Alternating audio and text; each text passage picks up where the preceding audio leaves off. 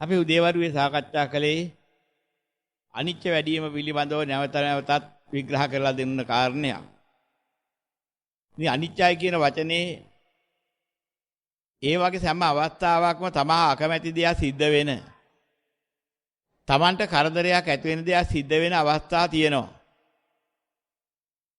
ඒ අවස්ථා වාගේම ප්‍රියමනාප දේවල් සිද්ධ වෙන අවස්ථා තියෙනවා.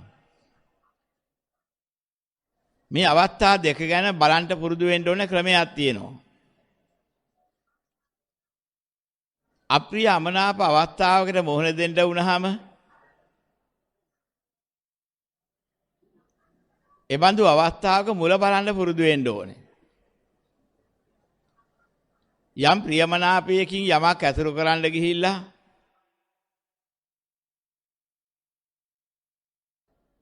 එතකොට ප්‍රියමනාප යම් කිසි දෙයක් හිතට ආවොත් යම් අරමුණක් මුණ ගැහුණ වෙලාවට ඒකේ අවසානයේ කොහොමද කියලා මෙනෙහි කරලා පුරුදු වෙන්න ඕන බලන්න. ඒ ප්‍රියමනාපේ නිසා මොනවද Tamanට එකතු වුනේ? මම කියන ගොඩට මගේ කියන ගොඩට මොනවද එකතු වෙච්ච දේවල්? ඒ ගැන සිහි කරන්න පුරුදු වෙන්න. ඒ මම කියන මගේ කියන ඒවා කොයිතරම් කාලයකට ප්‍රියමනාප දේවල් වශයෙන් පවතින ඒවාද? ඒ தත්ත්වය හිතලා බලන්න පුරුදු වෙන්න ඕනේ. එතකොට දකින්න ඒවැය තියෙන කාල සීමාව. මේ මම කියපු මගේ කියපු ඒවාට එකතු වෙච්ච ප්‍රියමනාප දේවල් මේ මනුෂ්‍ය ජීවිතයක නා වැඩිම කාලේ අවුරුදු 60 70යි. ඒ 60 70වත් තුළ හදාගත්ත භෞතික දේවල් අවසානයේ ඒක තමම මැරෙනවා. ඒක ඒ දේවල් විනාශ වෙනවා. සම්බන්ධයෙන් ඉවත් වෙන එකක් ඔය අතර කොහෙන් හෝ සිද්ධ වෙනවා. යමක් බලාපොරොත්තු වෙන ප්‍රියමනාප වැඩි වුණා නම් ඒ තරමට අපි ඒක මම කරගන්න මගේ කරගන්න අදහස් පතුරවනවා. ඊට වටිනාකමක් දෙන්න අපි පුරුදු වෙලා තියෙනවා. විවිධ මට්ටමේ වටිනාකම් දෙනවා. මම කියන දේ තුල මගේ කියන දේවල් තුලට විවිධ වටිනාකම් දීලා තියෙනවා.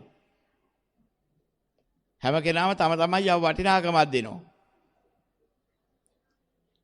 ඒ වටිනාකම වැඩි දේවල් රැකගන්න ඊට වඩා අඩු වටිනාකමක් දීපු දේවල් ගෝචර කරනවා ගොදුරු කරනවා. අන්නලා දුක් වෙවි හරි එහෙම කරනවා. දැන් ශරීරයට ආසාව වැඩි වුණොත් වැඩි වටිනාකමක් කයට දෙනවා.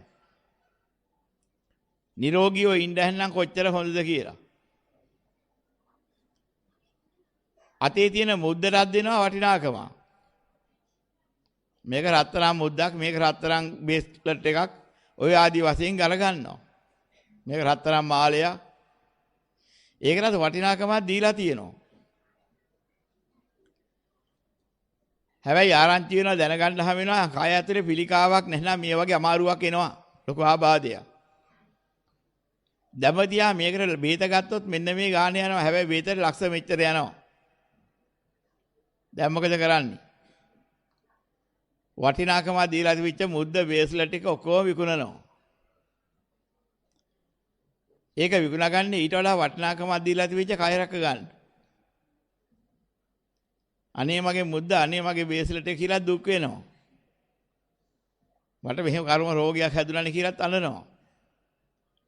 ඒ රෝගී සුව කරගන්න අර වටිනා දේවල් ගේ දොර ඉට කලම් පවා උගත් තියනවා විකුණනවා. එහෙනම් ඒවට දීලා තින්නේ මගේ කියන ඒවාට දීලා තියෙන්නේ මම කියන ඒවාට දුන්නට වැඩියේ අඩු තැන. හැබැයි විවිධ තානාන්තර විවිධ මට්ටමේ වටිනාකම් දීලා තියෙන්නේ අපි. ඒ වටිනාකම් දුන්නේවා මේ විදිහට ගෙනිච්චට ඔය වටිනාකම් එක්ක සමහර ඒවා වහිනවා. සමහර ඒවා නැති වෙලා යනවා. සමහර වටිනා වස්තු වටිනා දේවල් හුරු පැහැර ගන්නවා. සමහර වටිනා දේවල් ලෙඩ දුක් හැදිලා විනාශ වෙනවා. සමහර වටිනා දේවල් වටිනාකම බහැලා යනවා. මෙම නොඑක ආකාරින්ගේ වටිනාකම බිඳෙනකොට Taman තිබ වටිනාකම වාගේම ශෝකෙකුත් එනවා. හැබැයි ප්‍රඥාවෙන් තොරනම් ඒක ශෝක පරිදේව දුක් දොමනස් උපායාසයන්ටත් මුල් වෙනවා. ඒතොර දකින්න ඕනේ. මම කියන එක රැකගන්න වටිනාකම් දීලා තියෙනවා. ඒ මම කියන්නේ ලෙඩ රෝග හැදෙන දෙයක්. ඉතින් හැම මොහොතක් ගානේ පෙළෙනවා. මට මොකක්වත් කරදරයක් වෙයිද? වටිනා දීප තරමට ඔහු අනිත්‍යයට ගොදුරු වෙලා. පෙළෙන ලක්ෂණයට ගොදුරු වෙලා ඉන්නේ. සියල්ල අනිත්‍යයි කිව්වට ඒ අනිත්‍යතාවය මොකද්ද කියලා අපි දකින්න ඕනේ. ඒ අනිත්‍යතාවයෙන් මිදෙන්න බැයිද කියලා දකින්න ඕනේ.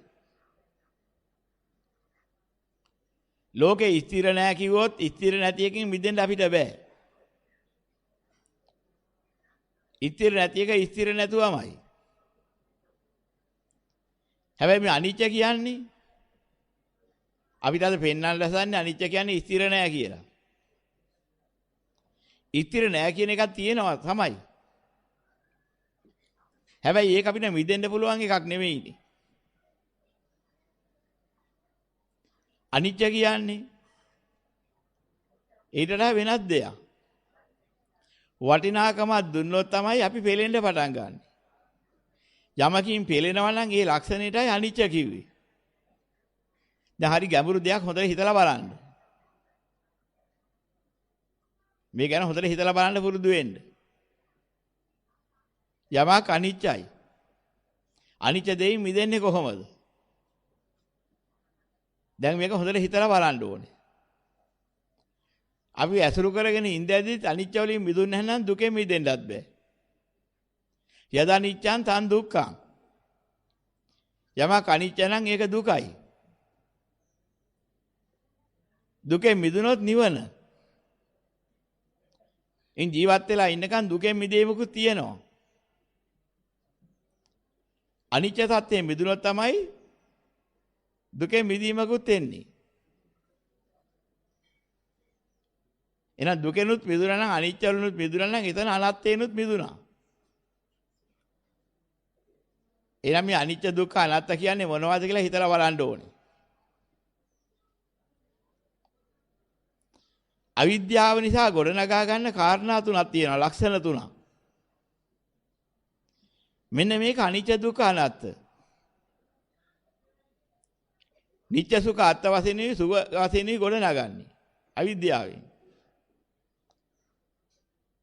අවිද්‍යාව දුරු කළා විද්‍යාව පහළ වුණාම අනිත්‍ය දුක්ඛ අනාත්ත අසුභ දුරු වෙනවා.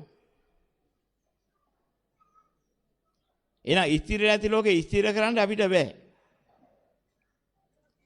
අනිත්‍ය ලෝකේ අනිත්‍ය වලින් මිදෙන්න පුළුවන්. මේ ගැඹුරු තැනක් විග්‍රහ කරන්න හොඳට හිතලා බලන්න. ස්ථිර නැති ලෝකේ ස්ථිර නැති බවින් මිදෙන්න බෑ. ලෝකේ ඇතුලේ ඉන්නකම්. හැබැයි අනිත්‍ය ලෝකේ අනිත්‍යතාවයෙන් මිදුණ හැකි. යමක් අනිත්‍ය නම් ඒක දුකයි. රාතන් වහන්සේ බොහෝ කර දුකෙන් නිදහස්. උන්වහන්සේට අල්ප මාත්‍ර දුකක් ඉතුරු වෙලා තියෙන්නේ. ඒ තමයි කායික දුක්ඛය. අනිත්‍යවල ඉන්නකන් තමයි මානසික දුක්ඛයෙන් පෙළෙන්නේ. වැඩි හරියක් ඉන්නේ මානසික දුක්ඛයෙන්. ලෝක සත්‍යෝ. ඒතර අනිත්‍ය නිසායි දුක. එහෙනම් අනිත්‍ය කියන්නේ මොකද්ද? දැන් හොයලා බලන්න ඕනේ. බුදුරන් වහන්සේ දේශනා කරනවා අට්ඨියති හරායති jigucchati අයං උච්චතානද්ද සබ්බ සංකාරිසු අනිච්ච සංඥා කිය. අනිච්ච සංඥා ඔය කාරණා තුනකින් දකින්න ඕනේ. එහෙනම් අනිච්ච සංඥාව දකින්නකොට පෙළෙන ලක්ෂණී යුක්තයි කියලා පේනවා. මේ අනිච්ච සංඥාව විස්තර කරලා දෙන කාරණා තුනකින්. අනිච්චය කියන්නේ පෙළෙන හින්දා. පෙළෙන ලක්ෂණයක් තියෙනවා. දැන් පොඩ්ඩක් හිතලා බලන්න මෙහෙම දෙයක්. ගෙවල් දොරවල් ඉඩකඩම් දීපල ඔක්කොම අල්ලාගෙන ඉන්න කෙනෙක් ඉන්නවා. මගේ කියලා. ඒත් ඒ බඩු ඒ තිබෙන තැන් වලමයි. මේ ගස් කොළන් ටික මගේ. එක්කෙනෙක් කියනවා. එක්කෙනෙක් ඒ මගේ කියන හැඟීමේ වෙන් වෙලා ඉන්නවා. ඒ ගස් කොළන් වලට මොකක් හරි කරදරයක් එනවා. එක්කෙනෙක් තැවෙනවා. ඒ මගේ කියලා බලාපොරොත්තු තියාගෙන හිටපෙකනා තැවෙනවා. පෙලෙනවා. කවුරු හරි ගෙඩි කඩාගෙන ගිහිල්ලා ගස් වලට හානියක් කරලා ගිහිල්ලා දකින්න ගානේ හෙන හත ගහන්න ඕන කරපු අපරාධයට මගේ ගස් ටික කොච්චර අමාරුවෙන්ද වවා ගත්තේ කී කියනවා දුක් වෙනවා. විශාල පෙලීමක්. හැබැයි ඒකට මගේ කියවනේ මේක මගේ ගස්ද? නෑ ඒක මගේව නෙමෙයි. මගේ කියන සම්බන්ධයෙන් අදහස නැත්නම් එයා පෙලෙන්නේ නෑ. එහෙනම් පෙලෙන අර්ථයෙන් නම් අනිත්‍ය කිව්වේ. ඒ ගහ අනිත්‍ය වෙලා තියෙන එක අල්ලාගත්ත කියලාටනේ. දැන් හිතලා බලන්න බුදුරජාණන් වහන්සේ දේශනා කරපු ධර්මයේ හැඟවිච්ච අර්ථයක හැටි. ගහ අනිත්‍ය වෙලා තියෙන අල්ලාගත්ත කෙනාට. මොකක් නිසාද? පෙලෙන ලක්ෂණේ නිසා. මවමගේ කියන ලක්ෂණයෙන් අල්ලාගත්තාම ඒකට කරදරයක් එනකොට පෙලෙනවා. පෙලෙන ලක්ෂණයට කියනවා අනිත්‍ය. ඒ චන්දරාගයේ දුර වෙලා ගියාම පෙලෙන්නේ නැතුව ගියා නම් අනිත්‍ය වලින් නිදහස්. අනිත්‍ය යම් තැනකද දුක එතරම්. අනිත්‍ය අත්හැරිච්ච තැන දුකෙන් නිදහස්. එහෙනම් අනිත්‍ය කියන්නේ ස්ථිර නෑ කියලා ගත්තොත්. ස්ථිර නැති එකක් ලෝකේ ස්ථිර කරන්න කිසි කෙනෙකුට බෑ. එහෙනම් කිසි කෙනෙකුට දුකෙන් නිදහස් වෙන්න බෑ ලෝකේ ඉන්නකම්. මොකද ලෝකේ හට ගන්න සියලුම දේවල් ස්ථිර නෑනේ. යම් රූපයක් බැලුවා නම්, යම් වේදනාවක්, යම් සංඥාවක්, යම් සංකාරයක්, යම් විඥානයක් ගැන හිතලා බැලුවා නම් ඒක ස්ථිර නෑ. ඉතින් ස්ථිර නැති එක නම් අනිත්‍ය. රූප වේදනා සංඥා සංකාර විඥාන කියන මේ ටික රහතන් වහන්සේලාට තියෙනවා.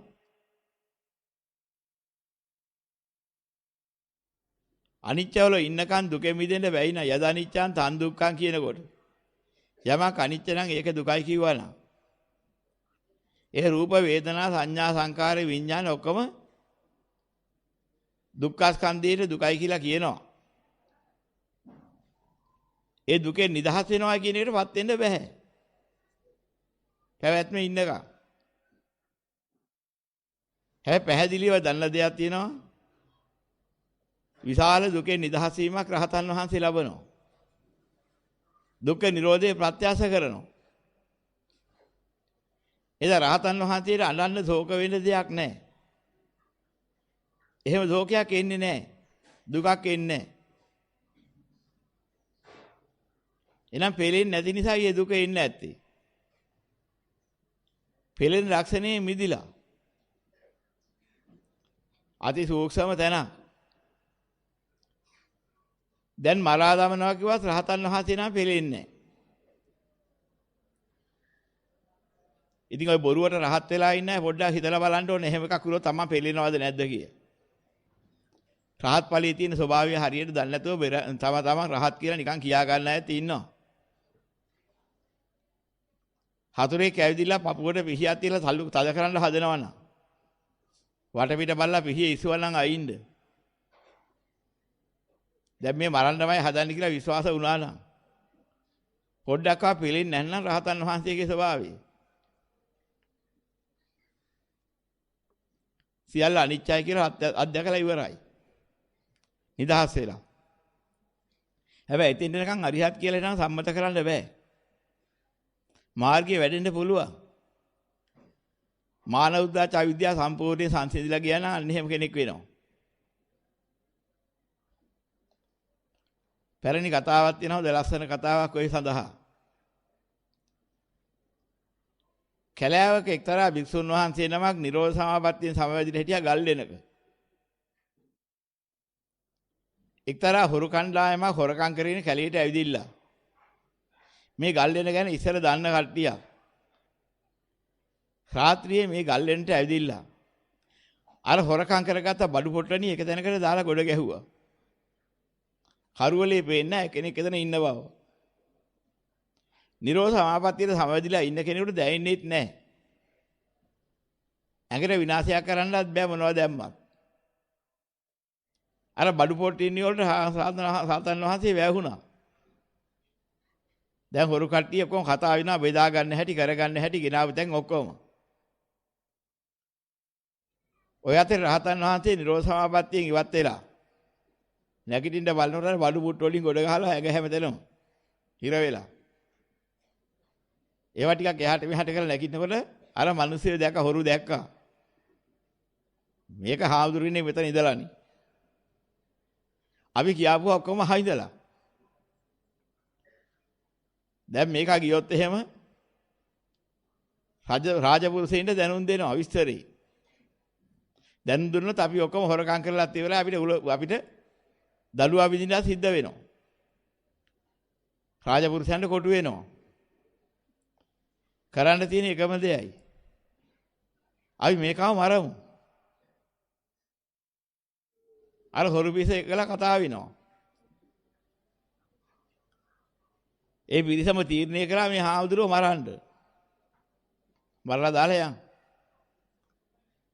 ඒතර දැක්ක කෙනෙක් කවුරුවත් නැහනේ. හොරු ගැන දන්න කෙනෙකුත් නැහැ. මේ මරන්න කතා වෙනකොට උන්වහන්සේ ඒත් නිහඬව ඉන්නවා.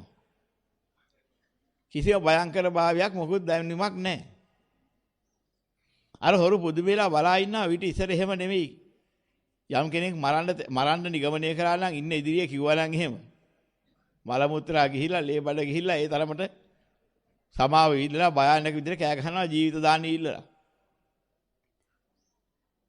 මේ භික්ෂුව මහා බුදුම කෙනෙක්නේ බයක් ගෑවිලවත් නැහැ. අපි මේ ඔක්කොම කරන්නේ බයට. මේ භික්ෂුව බය නැත්තේ මොකද? ඉතින් අහනවා. ඔබට බය හිතෙන්නේ නැද්ද මෙහි මරන්න අපි කතා කරනකොටවත්? ඉතින් මරන්න කතා කරන්නේ ඉතින් මරලා දාලා යන්නකෝ. මට ප්‍රශ්නයක් නැහැ කිව්වා. අර හොරු කතා වෙනවා මේක පුදුම දෙයක්. අපිට මේ බයත් ඇතිගැන්මක් නැතුව ඉන්න ක්‍රමවේදයක් තියෙනවා මේක අපිට කොච්චර වටිනවද? මේ හොරු උනාට හොරකම් කරලා සසරේදී හේතු වාසනා තියෙන පිරිසක්. ඊට පස්සේ අහනවා ඇයි බය නැත්තේ? මරන්න හැදුවත් බය නැති වෙන ක්‍රමයක් තියෙනවා නම් මොකක්ද ඒ ක්‍රමී? ඒක ඔය අසත්පුරුෂ ගති වේල කරන හොර වැල කංචා කරන උඹලට ඒක තෝරා ගන්න බෑ වැටහෙන්නේ නැහැ. ඒක නෙමෙයි අපි වාගේ පැවිද්දට එන්න ඕනේ. ඒ පැවිදිව මේ ජීවිතය ගත කරන අයටයි ඒක වැටහෙන අවස්ථාවක් තියෙන්නේ. ඒ ධර්මයේ උඹලට තේරෙන්නේ නැහනේ. අර හොරු කාණ්ඩි කියන්න පටන් ගත්තා. අපි මෙච්චර කල් ඉන්නවා අපි මෙච්චර මොන දාමරිකම් කරත් අපි බයයි. බය නැති කරගන්න මාර්ගයක් තියෙනවා ඒක අපිට ඔක්කොට වඩා හොඳයි. අපි මේ හොරකම් ඔක්කොම මෙයින්ම නවත්තනවා. ඒ ක්‍රමයේ අපිට දෙන්න අපිව පැවිදි කරන්න කියලා ඉල්ලීමක් කළා. ඊට පස්සේ උන්වහන්සේ අර හොරු කණ්ඩායම පැවිදි කරගෙන ඒ හොරු කණ්ඩායම මහා දරුන් වහන්සේලා ඉදිරියට එක ගිහිල්ලා පැවිදි උපසම්පදාව ලබා දීලා කර්මස්ථාන දීලා අනුගමනය කළා ඒ හොරු ටික ඔක්කොම රහතන් වහන්සේලා වුණා. මරණ බයත් අත්හැරිලා ගියා. එහෙනම් මේක හරි ගැඹුරු වටිනාම තැන. අනිත්‍ය යම් තැනකද දුක ඒතර දුකේ නිදහස් වෙන්න බෑ අනිත්‍ය වල ඉන්නකම්. එහෙනම් මොකේද අනිත්‍ය කිව්වේ? යමෙක් පෙළෙනවා නම් යම් යම් දෙයකින්. අන්නේ පෙළෙන වේදනාවක් තියෙනවා. ඒ පෙළෙන දෙයක පෙළෙන ස්වභාවය නැතුව නෙමෙයි. වැඩි හරියක් පෙළෙන්නේ අපේ මනස. ගත පෙළෙනකොට මනස හුඟා පෙළෙනවා. ඒ මනස පෙළෙන නිසා තමයි මැරෙනවට බය. විශාල බයක් ඇතිගැන්මක් ඉන්නේ මරණ බයක් එන්නේ හිතට හිදිලා නෙමෙයි, ගතට හිදිලා නෙමෙයි. හිත පෙලිලා. මරන්න හදනකොට තා පොඩ්ඩක් හරිදුන්නේ නැහැ. හැබැයි වල මුත්‍රා ගිහින් ඉවරයි කඩුව උස්සනකොට. ආයුධය දැක්කනම් මරණ ලැබීම හදන්න කියලා දැක්කනම් විශාල බයකින් පෙලෙනවා. අන්නේ පෙලෙන එක තමයි අනිච්චය. එන කායික ආබාධේ කායික රෝගාබාධයට වැඩිය හුඟක් පෙලෙන්නේ මානසික වශයෙන්. හිදෙනවට බයයි. කැඩෙනවට විදෙනවට බයයි. විනාශ වෙනවට බයයි. ඒක අස්ථාන බයක් හදාගෙන තියෙනවා. අස්ථාන බියකින් පෙළෙනවා. බොහෝ කොට වෙලා තියෙන්නේ ඒකයි.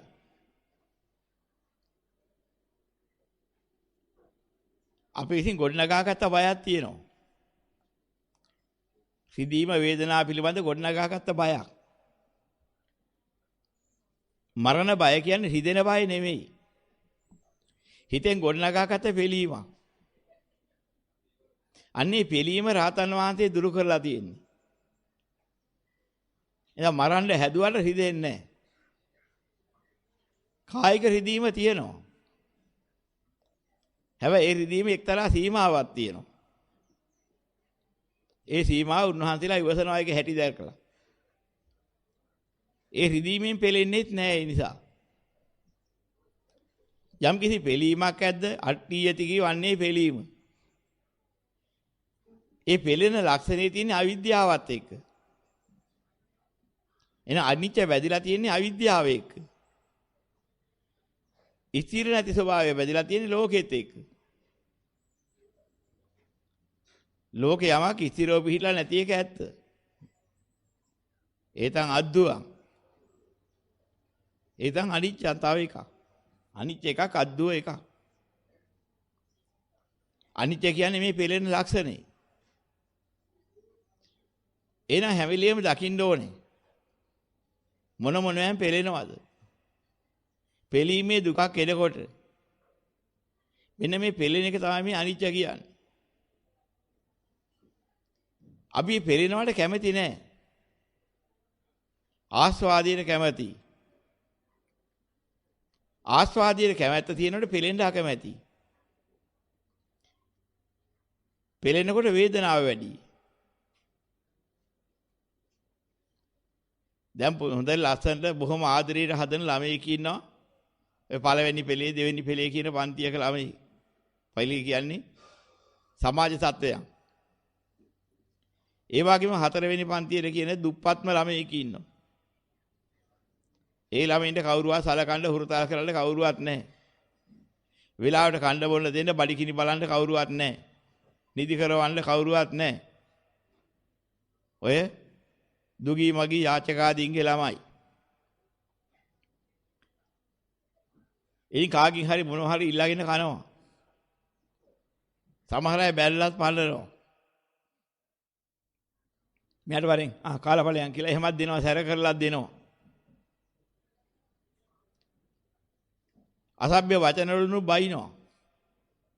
අම්මා තාත්තලාත් බයිනවා. මොන් හදලා තියෙන මොන්ගේ අම්මලා තියෙන කැතකම ඔය ආදි වශයෙන් බයිනවා. ඒ මොනවා කිව්වත් ඌ පෙලෙන්නේ නැහැ. කන්න දුන්නො හින වෙලා කාලා යනවා. අර පළවෙනි පෙළේ දෙවෙනි පෙළේ ළමයි හදනවා. මගේ රත්තරන් බේබි එන්නකො මගේ වස්තුවේ කිය අලු එහෙම අත ගාලා අනේ මගේ රත්තරන් බේබි කණ්ඩ පොඩ්ඩක් කවනවා. හරි හුරතල් වේවි කන්නේත් ඒක කන්න කැමැත්තෙන් කන්නේ නැහැ කැමැත්ත පෙන්නන්නේ නැහැ. කවිය කිව්වොත් එහෙම මොකද වෙන්නේ? අඬාගෙන දුවනවා දවසක් අඬන්න ඇති මට බැන්නා කිය. කාපන් කිව්වොත් එහෙම ඒ වචනේත් ඇති අඬන්න. මෙන්න මේ වගේ සමහර අය ඉන්නා මේ පෙරෙන ලක්ෂණය තුලින් නොපෙලීමේ ආස්වාදයක.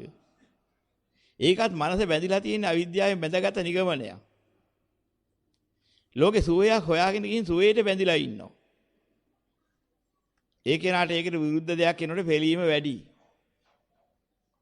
මේවා මානසිකයි. කායික පිළීම වලට වැඩි තියෙන්නේ මානසික පිළීම. මිසා ලෝක සත්වයන් අතර හුඟා දෙනෙක් මේ මානසිකව පෙළෙනවා, මානසික රෝගීන් වෙනවා. සමහරවල්ලාට වහබනවා. ඇයි වහබිව්වේ? කවුරුවත් ගැහුවද? රිදෙනවද? ඔළුව කකියනවද? බල රිදෙනවටද? කකුල කැක්කුමටද? නෑ, එහෙකටවත් නෙමෙයි. එහෙනම් මොකටද? මම බලාපොරොත්තු වෙච්ච මගේ හීනේ කඩාකප්පල්ුණානේ. මොන හීනේද? අහසේ මාලිගාවක් මවාගෙන හිටියා. දෙන්නේ යාළු වෙලා ඉඳලා තරහ වෙලා. දැන් එහෙකට ඇති වෙන වේදනාව මානසිකයි. කායික වශයෙන් එහෙකට පොඩ්ඩක්වත් හිදිලා නැහැ. අපි දෙන්න කසාද බඳින්න කැමති, අම්මලා තාත්තලා දෙපැත්තෙම කැමතිනේ. අපිට කසාද බැඳුවොත් එක එක්ක සලකන්නේ නැහැ, ඉන්නත් එපා කියනවා. දැන් මොකද කරන්නේ? දෙන්නම එකලා වහබිලා මැරෙමු කියලා තීරණයක් කරනවා. කායට හිදිලාද? නෑ, හිතට හිදිලා. ඉන්න ගේ දොර හදාගෙන ඔක්කොම ඉන්න. අපිට නම් හොඳ ගෙයක් දොරක් තියෙනවා, ඔක්කොම තියෙනවා කියලා ඉන්නවා. ඔන්න හතුරු පිරිසක් ඇවිදිලා අපේ ජාතියට සම්බන්ධ නැහැ, මේක අපේ ජාතියේ ගමක් කියලා පන්නන්න හදනවා. ඔක්කොම දාලා යණ්ඩයි සිද්ධ වෙලා තියෙන්නේ කියනවා. මෙච්චර කාල හදාගත්ත දීපවල දාලා අපිට යන්න උනක පපුව බදාගෙන හූල්ලනවා. අපිට වෙච්ච අපරාධයක් කියලා. සිදිලා තියෙන්නේ ගතට නෙමෙයි, හිතට. අනේ මෙච්චර මහන්සිලා ඉගෙන ගත්තා. අද ලකුණු වලට ප්‍රතිඵල එන දවස මම පේල්නේ. මං හිතුවේ නෑ මට මෙහෙම විදිහට මං ඔක්කොම වැඩ ටික පේල්නේ. මං නම් හිතුවේ A level සමත් කියලා, O level සමත් කියලා මෙහෙම ඉදින් තම හිතනවා. මම හීනවා මම හිටියේ මේ සැරේ සමත් වෙලා මම විශ්වවිද්‍යාලයට යන්න මම පාස් වෙලා ඇති කියලා. බලනකොට මට සාමාන්‍ය සාමාර්ථයක්වත් නැහෙනි. මීට වඩා හොඳයි වහබීලා මැරෙන්නේ. ඒ සමහර කෙනෙකුට මෙහෙමත් හිතෙනවා. හිදිලා තියෙන එක අදට නෙමෙයි, හිතට. සියදිවි හානි කරගන්න අවස්ථාවට ගෝචර වෙච්ච 100ක් කරගෙන පරීක්ෂණයක් කරුවොත් එහෙම මැරෙන්න ඉස්සෙල්ලා. ඇයිම සියදිවි හානි කරගන්න තීරණය කළේ? 99%කට වැඩි තියෙන්නේ 100%ක මානසික රෝග වලට මිසක්. මට මේ ඔළුව කැක්කම ඉවසන්න බැරි හින්දා මේ සියදිවි හානි කරගන්නවා, බඩේ කැක්කම ඉවසන්න බැරි හින්දා හානි කරනවා කියන බොහොම කලාතුරකින්. එහෙම දෙයක් අහන්නත් නැහැ. එහෙනම් මේකෙන් දකින්න අපි වැඩි හරියක් අනිත්‍යතාවයටපත් වෙලා තියෙන මානසික වශයෙන් අවිද්‍යාව මුල් කරගෙන තියෙන පිළීම්. අපි වටිනාකමක් දීලා විවිධ හේතු මත වටිනාකම් දෙනවා ලෝකෙ මේ පැවැත්මට. පැවැත්මේ සුවතෙන් හොයනවා. සුව ස්වභාවයන් බලාපොරොත්තු වෙනවා. තත්ත්ව ආනාන්තර බලාපොරොත්තු වෙනවා. කුලමල තත්වයන්ගේ උසස්කම් බලාපොරොත්තු වෙනවා. සමාජීය ගරුණම්බු බලාපොරොත්තු වෙනවා. මෙන්න මේ જાතියේ විවිධාකාර තත්ත්වතානාන්තරයන් බලාපොරොත්තු වෙන ඇති කරගත්ත දෙයක් තියෙනවා. චන්දරාගයෙන් බැඳිලා. ඒ බැඳිලා ඉන්නේ යම් තරමටද ඒ තරමටම අනිත්‍ය ලක්ෂණේ දුක උහුට එනවා. ඒ කියන්නේ උහුට පෙළෙන ලක්ෂණේ යුක්තයි. දැන් මේ පිළීම ඔහු ගොඩනගාගත් එකක් නිසා, අවිද්‍යාවේ නිරීර්ණයක් නිසා ගොඩනැගිච්ච දෙයක් නිසා. ඕකේ යථාර්ථයේ බලපුවාම ඒකේ ස්වභාවය මේක කියලා තේරුම් ගන්නවා. තේරුම් ගත්තාම එයා දකින්න මම පෙරිලා වැඩක් නැහැ නේ. පෙරුණා කියලා මොනවා කරන්නද? මේ ලෝකේ හැටි මේකනේ. ලෝකේ ස්වභාවයක් තියෙනවා, මං ඊට විරුද්ධව වැඩ කරන්න හදනවා. අවිද්‍යාවෙන් හටගත්ත ලෝකේ ලෝභ දේශ මොහෙන් ගොඩ නැගිලා. ලෝභ දේශෙන් මොහෙන් ගොඩ නැගිච්ච සත්‍යය ලෝකේ ඉන්නවා. මම එයාගෙන් යුක්තියක් සාධාරණත්වයක් බලාපොරොත්තු වෙනවා. එහෙම අය සමග සතුටින් සාමීන් ජීවත් වෙන්න හිතනවා. දැන් මේ මම බලාපොරොත්තු වෙන්නේ හරියන දෙයක්ද? මේ ලෝකේ පහළ වෙලා තියෙන අවිද්‍යාවෙන්ද විද්‍යාවෙන්ද කියලා බලනකොට අවිද්‍යාපත්‍ය සංඛාරාවලින් පහළ වෙච්ච જાති නේද මේ තියෙන්නේ කියලා දකිනවා. එහෙනම් ඒව ඇසුරු කරන මානසිකත්වයෙන් තවදුරටත් අවිද්‍යාව සහගතව පහළ වුණාම ඒ බඳු අය අතරේ බඳු ස්වභාවයන් අතර අපි බලාපොරොත්තු වෙන සැනසීම කොහේ තියෙන්නේ? එක එක ආත්මලාභයෙන් කුරල් කා ගන්න ලෝකයක් හැදුනා මිස අනිකන් අහලා හෝ තමන්ගේ ආස්වාදයන්ට ගෝචර කරගන්න ලෝකයක් හැදුනා මිස වෙන මොන જાතියේ ලෝකයක්ද හැදිලා තියෙන්නේ කියලා. යථාර්ථයේ දකින්නකොට අන්න එහෙම ලෝකයක් එක්කලා සැනසුම හොයන්න යන්නේ නැති බලාපොරොත්තුවක් එනවා. ඒ වාගේ ලෝකයක් තුළ මොනතරම් අවිද්‍යාව සහගත වෙලද්ද? සැනසුම හොයාගෙන එහෙම ලෝකයක් පරිහරණය කරනවා නම් මෙන්න මේ අදහස එනවා. මේ අදහස ආවේ නැත්නම් දකින්න අනිච්ච වැටහිලා නැහැ තව. මේ පෙලෙන්න හේතුව තව දැකලා නැහැ. මේ චන්දරාගයෙන් මුලාව නිසා අවිද්‍යාවෙන් වහගත්ත මේ தත්වෙන් තව වැහිලා නෙමෙයි ඉන්නේ. ඒ අවිද්‍යාව නිසා මේක තැනක් දීලා තියෙනවා. ලෝකේ හරි වටිනවා කියලා. ඒක තමයි තරංගයෙන් බේරෙන්න බැරුව ඉන්නේ. ඒකෙන් ජයග්‍රාහී තැනක් බලාපොරොත්තුව ඉන්නවා. විවිධ ආස්වාදයන් හොඳයි කියලා තැනක් දීලා ලකුණු දීලා ඒවා බලාපොරොත්තුෙන් ඒකේ රඟබලලි තරඟ කරනවා. ලැබුණාම උද්දාම වෙනවා. මේ සියල්ල අවිද්‍යාවේ වැඩපිළිවෙලක් නේද කියලා යථාර්ථයෙන් දකින්න දවසක් එනවා. අන්න එහෙම දකින්නකොට මොකද වෙන්නේ? Tamanටම තේරෙන්න පටන් ගන්නවා යමක චන්දරාගයක් ගොඩනැගෙනකොට අවිද්‍යාවේ නිගමනයක් නේද මේ ඉන්නේ කියලා. එහෙනම් ඒකේ විද්‍යාව මොකද්ද? චන්දරාගයේ ගොඩනැගුණේ භයානක පැත්තක් කියලා දකින්න ඕනේ. ඒක ඉන්නේ ආස්වාද වශයෙන්. ආස්වාද වශයෙන් එන භයානක පැත්ත දකින්න පුරුදු වෙන්න ඕනේ. අන්න එතකොට තේරෙනවා. දුක්ඛම් බයට්ටේන බයාර්ථයෙන් දකින්න. මොකක් නිසාද? ඔන්නේ ආස්වාදයට කොටු වෙලා ආස්වාදයේ ලවා ගැනීමට යම් කිසි දෙයක් එකතු කළා නම් කැඩෙන බිඳෙන විනාශ වෙන දේවල්ම එකතු කළා. කඩන බිඳින විනාශ කරන දේවල්ම එකතු කළා. කැඩී බිඳී විනාශ වී යන දේවල්ම එකතු කළා. හොරු පැහැර කරන්න මංකොල්ල කන ඒවට ගෝචරෙන් දේවල්ම එකතු කළා. විවිධාකාර ලෙඩ රෝග වලට භාජනය වෙන දේවල්ම එකතු කළා. උත්සාහයෙන් වීරියෙන් පෝෂණය කළ යුතු දේවල්ම එකතු කළා. මේ ආදී වශයෙන් විවිධාකාර කම්කටොළු වලින් පෝෂණය කර ගොඩනගිය යුතු සැකිය යුතු පෝෂණය කර යුතු දේවල්ම තමයි එකතු කළේ. මෙන්න මේක බලන්න කියලා බුදුරජාණන් වහන්සේ දේශනා කරනවා. ඉපදීම ධර්මතාවයකට තියෙන ලෝක සත්‍යය උපතර හේතු වෙන දේවල්ම පතනවා. යමක් උපන්නන ඒවට උරුමයක් තියෙනවා වැහැරෙනවා. ඒ නිසා වැහැරෙන දේවල්ම ලබලා ඉන්න ලෝක සත්‍යය. ඒ වැහැරෙන දේවල්ම බලාපොරොත්තු වෙනවා. උපතකින් හොඳ දෙයක් කියලා බලාපොරොත්තු වෙන වැහැරෙන විනාශ වෙන දෙයක්. ලෙඩ හැදෙන කයක් හොඳයි කියලා ගත්ත ලෝක සත්‍යය. ලෙඩ හැදෙන දේවල්ම හොඳයි කියලා ගන්නවා. මැරෙන කයක් ඇති ලෝක සත්‍යය. මැරෙන කයවල්ම හොඳයි කියලා ගන්නවා. මැරෙන දේවල්ම හොඳයි කියලා හොයනවා. ශෝකයේ හේතු වෙන දේවල් වලට කොටු වෙලා ඉන්න ලෝක සත්‍යය. ශෝකයේ හේතුකාරක වෙන දේවල්ම කොටු කර ගන්නවා බදා ගන්නවා. මේ ආදී වශයෙන් විවිධාකාර දුක්ඛම් කරලු ගොතු වෙන ලෝක සත්‍යය.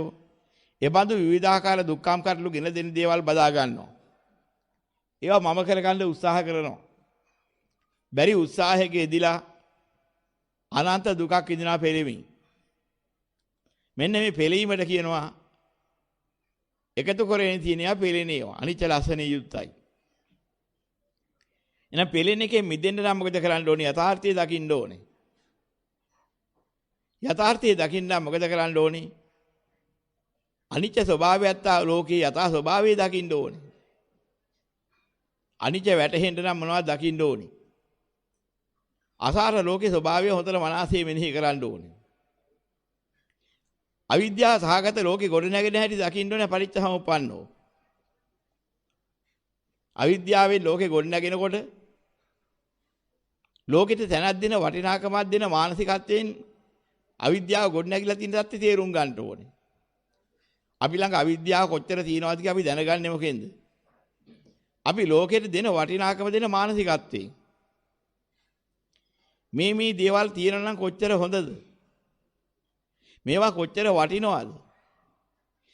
මේ ආදි වශයෙන් මානසිකත්වයෙන් විවිධ පැවැත්මන්ට තැනක් දෙනවා.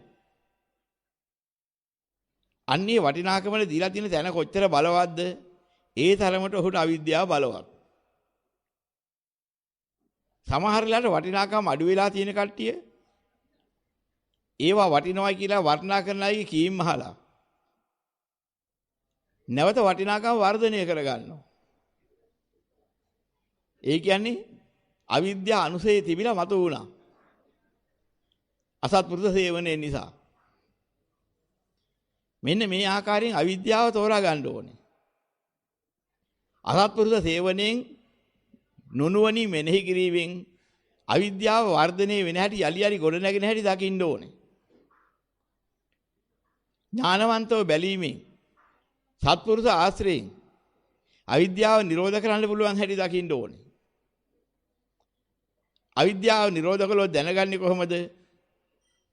ලෝකෙට දුන වටිනාකම බිඳුවර බහින් දවසක් එනවා. ලෝකෙට වටිනාකම් දෙන මුලා මානසිකත්වයේ නැති වෙලා යනවා. ඒ මට්ටමට විද්‍යාව පහළ වෙනවා.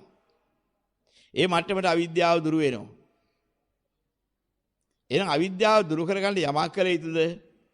අන්න ඒක තමයි කළගත යුතු දේ. ධර්මතාවය හරියට පේන්න ක්‍රියාත්මක වෙලා ප්‍රතිඵලය ගෙනල් දෙනවා ඊට පස්සේ. කොහොමද? අවිද්‍යාව යම් තරමක් නිරෝධ වුණා නම් ඒ අවිද්‍යාවෙන් වටිනාකම දීපු වටිනාකම අඩු වෙන තරමට ඒ නොවටිනා දේ ගැන හිතන්න කියන කරන ක්‍රියාකලාපේ නවතිනවා. ඒ අවිද්‍යාව සහගතව වටිනාකම් දීලා කරන කියන හිතන ඒවා නෑ දැන්. ක්‍රමෙන් අඩු වෙනවා. මේකට කියන අවිද්‍යාව යත්තේ වාසේස විරාග නිරෝධා සංඛාර නිරෝධෝ කියලා. සංඛාර නිරෝධ වෙන හැටි ඔය. ඒතර මොකද වෙන්නේ? සංඛාර ආහාර කියන බලවත් වෙන විඥාන වලට ආහාර නැහැ. ආහාර නිරෝධය නිසා විඥාන නිරෝධ වෙනවා. එහෙනම් විඥාන වලට ආහාර හිතවිලි ක්‍රියා වදන්. කෙබඳු ඒවද? අවිද්‍යාව සහගත හිතවිලි ක්‍රියා වදන්. අවිද්‍යාව සහගත විඥාන වලට ආහාර. අවිද්‍යාව ප්‍රත්‍යයෙන් හටගන්න විඥාන කොටසක් තියෙනවා. ඒක අවිද්‍යාව සමග යෙදෙන්නේ. අවිද්‍යා පත්‍ය සංඛාරා ආදි වශයෙන් ගන්නකොට අවිද්‍යා සම්පයුත්තා. සංඛාර පත්‍ය විඥාන සංඛාර සම්පයුත්තන් කියලා සම්පයුත්ත පරිච්ඡසමුපාද ක්‍රමය කියලා එකක් තියෙනවා. මේ අවිද්‍යාව සමග යෙදෙනා මේ විදිහට උපාදානෙට එනකම්. එකටම ගොඩ නැගෙනවා. මෙන්න මේ ගොඩ නැගින එකේ අවිද්‍යාව නිරෝධ කළොත් එහෙම විඥාණයට අවිද්‍යාව සහගත භාවයෙන් මිදෙනවා. විපාක විඥාණය ඉතුරු වෙනවා, කර්ම විඥාණය නවතිනවා. නිරෝධ වෙනවා. එනකේ ධර්මතාවය. අවිද්‍යාව දුරු වුණොත් ධර්මතාවය ඒකයි. විඥාන නිරෝධන නාම රූප ගොඩ නැගින්නේ නැහැ. ඒක අවිද්‍යාව සහගත විඥානීය ස්වභාවයක් තමයි අවිද්‍යාවට අනුකූලව නාම රූපයන්ගේ ගොඩනගා දීම. ඒ මානසිකත්වයේ නාම රූප බැහැගන්නේ නැහැ. ඒකයි ගොඩ නැගින්නේ නැහැ කිව්වේ. කර්ම භවයක පිහිටන්න ඕන කරන අදහස් ගොඩ නැගින්නේ නැහැ. එහෙම බලාපොරොත්තු වේ මානසිකත්වයේ ගොඩ නැගින්නේ නැතුව යනවා. විඥාන අවිද්‍යාවෙන් තොර වුණාම. ඒතොර ඇසකන දිවනාසයේ ශාරීරිය කියන ඉන්ද්‍රියන් වශයෙන් සංවරව තියෙනවා මිස අර නාම රූපයන් පසුපස හඹා යන ඒවා හොයා යන ආයතන බවටපත් වෙන්නේ නැහැ. ඔකට කියනවා සලආයතන මෙලෝදිම නිරෝධ වෙනවා. ඉන්ද්‍රිය තියෙනවා. ආයතන බවින් නිරෝධයි. ඒතොර මොකද වෙන්නේ? අවිද්‍යාව සහගත වටිනවයි කියලා අදහසින් ස්පර්ශයක් කළා නම් දැන් ඒ අදහස් ඉවරයි. එහෙම ස්පර්ශ වෙන ධර්මයක් ලෝකයෙන් ඇසුරට ගන්නෙ නැහැ. එබඳු ලෝක ස්පර්ශයෙන් නිදහස් මනස. අන්න එතකොට අවිද්‍යාව සහගත ස්පර්ශයෙන් හටගන්නේ සංස්පර්ශ කියන ඒවා. සංස්පර්ශ හටගන්නේ නැතුව යනවා. අවිද්‍යාව සහගත නැත්නම් ස්පර්ශ විතරයි තියෙන්නේ, සංස්පර්ශ නැහැ. අවිද්‍යාව සහගත ස්පර්ශ තිබුණොත් ඒවට කියනවා සංස්පර්ශ. එතකොට ඒකෙන් බිහි වෙනවා එකක්. අවිද්‍යාව සහගත වින්දනයේ කියනවා සංපාසජා වේදනා. අවිද්‍යාව දුරු කළොත් ඒක වේදනා මාත්‍රයක් විතරක් වෙනවා. සංපාසජා වේදනා ගොඩ නැගින්නේ නැහැ. දැනගෙන හිටියල් නැතත් සිද්ධිය ඔහොමයි යන්නේ. සංපාසජා වේදනා තිබුණොත් තමයි වේදනාපත්‍ය තණ්හා කියලා ඊළඟට භවයට බැඳෙන්නේ. බැඳෙන මානසිකත්වයේ ගොඩ නැගින්නේ. එහෙම නැත්නම් ඒ තණ්හා ගොඩ නැගින්නේ නැහැ. ඒතොර තණ්හාපත්‍ය උපාදාන කියන එක ඇති වෙන්න විදිහක් නැහැ. ඒ අවිද්‍යාව දුරු වෙච්චාම උපාදානිය ගොඩ නැගින්නේ නැහැ.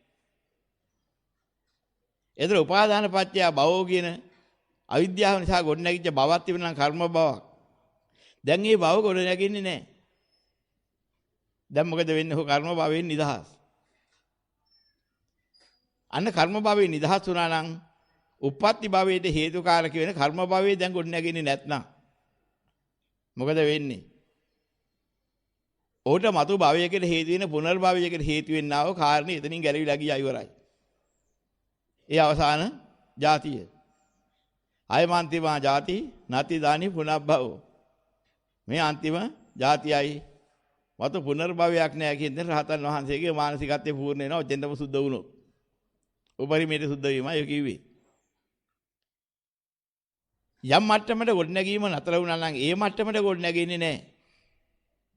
ඉතින් ඔය පටිච්චසමුප්පන්න ක්‍රියාවලිය තුල සෝතාපන්න බුද්ධිලයාගේ යම් අවිද්‍යාවක් දුරු වුණා නම් සතර පහ මට්ටමට ගොඩ නැගෙන සංඛාරයේ මානසිකත්වයේ ගොඩ නැගෙන්නේ නැහැ. මොකද සතර පහ ගත වෙන මට්ටමේ අවිද්‍යාව සෝතාපන්න ඵලයෙන් ධර්මාවබෝධයත් එක්කලම දුරු වෙලා. ඒ දුරු වෙච්ච නිසා ලෝකෙට වටිනාකම දීම හුඟක් අඩුයි. අසීමිත වටිනාකමක් දෙන ලෝකයා තමයි තමන්ගේ ආස්වාද බලාපොරොත්තු වෙන්නේ. මම කරගන්න, මගේ කරගන්න, යමක් අයිති කරගන්න බලාපොරොත්තු වෙන ඒ කයිතුකම් අසාධාරණකම් කරන්නේ අසීමිතව. දහම් අවබෝධය නිසා නොවටිනා ලෝකයක් නේද කියලා වැටහීම වැඩි වෙනකොට එක්තරා අවස්ථාවකදී සහ වලින් අත මිදෙලා යනවා. වටිනවා කියන අදහස් කොටසක්. අන්න එදාට කියනවා සෝතාපන්න ඵලයටපත් වුණා. අන්නේ අවස්ථාවේ පටන්ගෙන සතර අපා ගත කරන්න හේතු වෙන දූෂ්‍ය වූ මානසිකත්වයකින් ගොඩ නැගින අවිද්‍යාවකින් ගොඩ නැගින හිතවිල්ල ක්‍රියාවක් කතාවක් ඒ සත්වයාට ගොඩ නැගින්නේ නැහැ. ඒ ආර්ය උත්තමයාට එතන පටන්ගෙන සතර අපා ගත වෙන සංඛාර ගොඩ නැගින්නේ නැති වුනහම ඒ ටික නිරෝධයි. ඒ නිසා හතර පහ ගත වීමට හේතු වෙන යම් විඥානයක් ඇත්නම් එවදු විඥාන ඊට පස්සේ ගොඩ නැගෙන්නේ නැහැ. ඒ මට්ටමේ විඥාන නිරෝධයි. සතර පහ ගත වීමට හේතුකාරකේ විදිය අදහස් ඒ හිතේ බහින්නේ නැහැ. ඒ මට්ටමට නාම රූප නිරෝධයි. ඇසකන දිවනාසී ශරීරයේ මන සතර පහ ගත වීමට හේතු වෙන අයිතුකම් අසාධාරණකම් වලට මෙහෙ යවෙන්නේ නැහැ. ඒවට ඒ විදිය ඉදින්නේ නැහැ. ඒ මට්ටමට සලආයතන නිරෝධයි. සතර පහ ගත වීමට හේතුකාරක වන්නා වූ ආස්වාදයන්ට බැඳෙන සංස්පර්ශයක් ගොඩ නැගෙන්නේ නැහැ. ඒ මට්ටමින් සංස්පර්ශ නිරෝධයි. ওই විදිහට සංපස්සජා වේදනා නිරෝධයි. ඒ මට්ටමට සංහා නිරෝධයි, උපාදාන නිරෝධයි. ඒ මට්ටමට භව නිරෝධ වුණාට පස්සේ සතර පහ ගත වෙන කර්ම භාවයක් සෝවාන් බුද්ධිලයට නැහැ. නිසා ඕක කවදාවත් සතර පාය උපදින්න හේතු නැහැ. ලබන්නේ. එයිම නිදහස්. ඉතින් මේ ක්‍රමයට පටිච්ච සමුප්පන්නවයි ඒ කාරණේ සිද්ධ වෙන්නේ. එහෙනම් මේ ධර්මයේ තුලින් දැකගත්ත හේතුව මොකද්ද? අවිද්‍යාව තේරුම් ගන්න ඕනේ. අවිද්‍යාව සමුදේහවත් අවිද්‍යාව ගොඩනැගෙන හැටි තේරුම් ගන්න ඕනේ. අවිද්‍යාව නිරෝධයේ ස්වභාවය තේරුම් ගන්න ඕනේ. අවිද්‍යාව නිරෝධ කිරීමට ලෝක ධර්මතාවයෙන් පටිච්චසමුප්පන්නව ගොඩනැගෙන හැටි සහ අවසානයේ දකින්න ඕනේ. අවසානයේ දකින්නකොට ගොඩනැගිච්ච හැටි දකින්න ඕනේ. ඒතර ඒ නිසා ගෙනියන්නව මැද දකින්න ඕනේ. මුල මැද අග දකින්න ඕනේ. මොකේ මුල මැද අගද දකින්නේ? අයි මෙච්චර කාල සංසාරේ ආස්වාස කරගෙන ආපුවා මුල මැද අග. මේ නිවන් දකින්න ආස්වාසේ. මෙච්චර කාල මේ ලෝකේ අවිද්‍යාවෙන් ඇසුරට ගත්තා. ඒ අවිද්‍යාවෙන් ඇසුරට ගන්නකොට මෙන්න මුලක්. අවිද්‍යාපත්‍ය සංඛාරා කියලා ගොඩනැගෙන හැටි දකින්න ඕනේ. එතන පටන්ගෙන විඥාන නාම රූප සලආයතන ඔක්කොම මැද. ඒකේ අවසානයේ අගේ ජාතිපත්‍ය ජරා මරණ ශෝක පරිදේ දුක්ඛ දෝමස පායස සම්භවಂತಿ කියන දේ හැටි දකින්න ඕනේ. මුලයි මැදයි අගයි දකින්න ඕනේ. අනුලෝම ප්‍රතිලෝම වශයෙන් උත් දකින්න ඕනේ. යම් ජරාවක් මරණයක් ශෝකයක් ආපුහා මේකට මුල් වුණේ මොකද්ද? ආස්වාදයන්ගෙන් අල්ලගන්න ගිය මුලක් තිබුණා ඒකයි කියලා දකින්න ඕනේ. ඒ තුල ක්‍රියාත්මක වෙච්ච මැද දකින්න ඕනේ. ඒකේ අවසාන ප්‍රතිඵලයෙන් දැන් භුක්තියට අහු වෙලා තියෙන අත්දකින්න දුක දකින්න ඕනේ. මෙන්න නිවන් මාර්ග. පටිච්චසමුප්පාදයෙන් අහ කරව නිවන් මාර්ගක් නැහැ.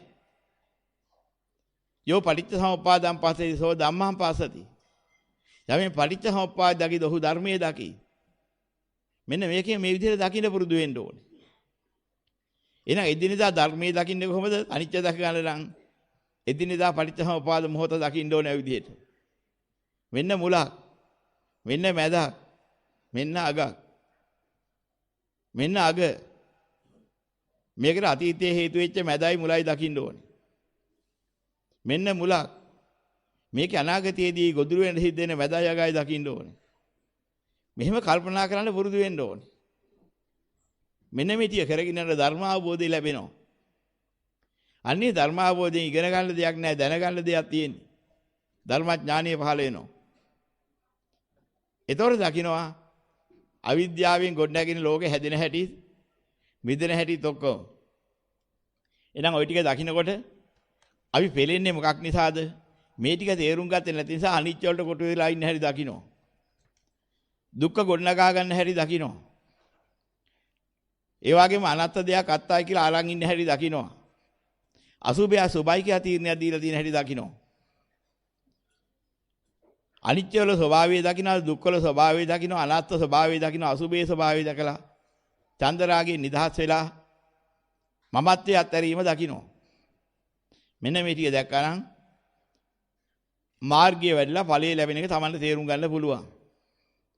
ඔය ක්‍රමයට හැත්ත වටහා ගන්න ඕනේ. ඉතින් අද මොකද මෙච්චරලා මේ විග්‍රහ කළා දුන්නේ? මේ දෙවෙනි වරටත් මේ ප්‍රශ්නේ අහනවා කිව්ව හින්දා තමයි මේ අනිත්‍ය වඩන්නේ කොහොමද කියලා තේරුම් කළා දුන්නේ. දැන්වත් හොඳින් මනසේ අහලා මේක තේරුම් අරගෙන නිතර මෙනෙහි කරන්න පුරුදු වෙන්න ඕනේ ඒ විදිහට.